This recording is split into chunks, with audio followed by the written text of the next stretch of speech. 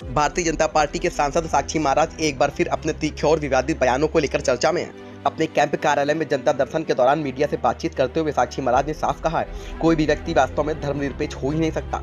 अगर कोई ऐसा कहता है तो वह सिर्फ बकवास कर रहा है। उन्होंने संविधान से सेकुलर और सोशलिस्ट शब्दों को हटाने की खुलकर वकालत की है और इसे पूरी तरह संवैधानिक प्रक्रिया बताया है। साक्षी महाराज के मुताबिक इन शब्दों को जोड़ना देश के साथ अन्याय और पाप के समान है। ये संवैधानिक प्रक्रिया है। मैं एक धर्माचार्य हूं और पार्टी का वरिष्ठ सांसद भी हूं। तो पार्टी के वरिष्ठ सांसद होने के नाते नहीं, परंतु एक धर्माचार्य होने के नाते मैं ये कह सकता हूं कोई दुनिया का बड़े से बड़ा विद्वान मेरे से बहस कर ले, धर्मनिरपेक्ष कुछ हो ही नहीं सकता। बकवास है, संविधान में अन्याय है, पाप है। आंख का धर्म क्या है? देखना। क्या आंख अपना धर्म छोड़ सकती है?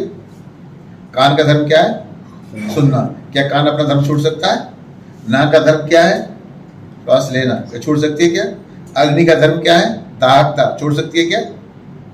पानी का जल क्या है? धर्म क्या है? सरलता। छोड़ सकती है क्या? तो धर्मनिरपेक्ष पागल हुए लोग क्या? मैं राजनीति में नहीं था तब से धर्मनिरपेक्ष शब्द का विरोध कर रहा हूं। धर्मनिरपेक्ष कुछ हो ही नहीं सकता। इस शरीर का धर्म है जन्मना और मरना। इसके साथ ही साक्षी महाराज ने कांग्रेस नेता राहुल गांधी और सपा प्रमुख अखिलेश यादव पर सीधा हमला बोला है। उन्होंने सपा पर जातिवाद का जहर फैलाने का आरोप लगाते हुए कहा कि रावण ब्राह्मण था और राम ठाकुर, लेकिन पूजा जाति की नहीं बल्कि गुणों की होती है। जब जब समाजवादी पार्टी सत्ता में रही या सत्ता से बाहर रही, तो जातिवाद और तुष्टीकरण, इनकी पार्टी की यही दो खंबे हैं जिस पर पार्टी टिकी हुई है, एक तुष्टीकरण, एक जातिवाद। भारतीय जनता पार्टी एकात्म मानववाद और अंत्योदय, हम एकात्म मानववाद अंत्योदय की बात करते हैं, यह तुष्टीकरण जातिवाद की बात करते हैं। इटावा की घटनाओं को मैंने बहुत नजदीक से गहन अध्ययन करने के बाद देखा है।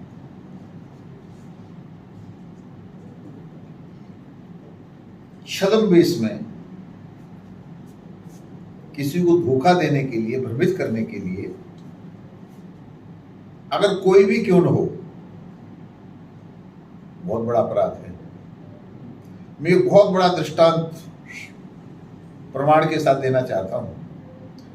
इस धरती पर रावण से बड़ा कोई विद्वान नहीं था। उसकी नाभि में अमृत था और उत्तम कुल का, ब्राह्मणों का भी ब्राह्मण, उत्तम कुल पुलस्त करनाती शिवरंज पूजे वो भांति। जब वो सीता की चोरी करने के लिए एक महात्मा बनकर के गया, तो जानते हो गोस्वामी जी ने क्या कहा? उत्तम कुल पुलस्त करनाती शिवरंज पूजे वो भांति, सो 10 शीश स्वान की नाई। उस ब्राह्मण को कुत्ता कह दिया गोस्वामी जी ने। किसी ब्राह्मण ने तो बुरा नहीं माना, कोई लड़ाई झगड़ा तो नहीं हुआ, क्योंकि वो वेश बदल करके गया। इटावा की घटना भी ऐसी है। जिनकी उत्तराधिकारी कह रहे हैं उनके पास 2 आधार कार्ड, एक में ब्राह्मण लिखा है, एक में यादव लिखा है।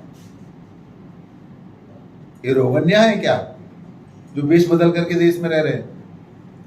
ये आतंकवादी है जो छुप के रह रहे हैं। आप यादव यादव लिखो ना, कौन मना करता है? यादव लिख करके कथा करो, कौन रोक रहा है तुमको? मुझे कौन रोक रहा है?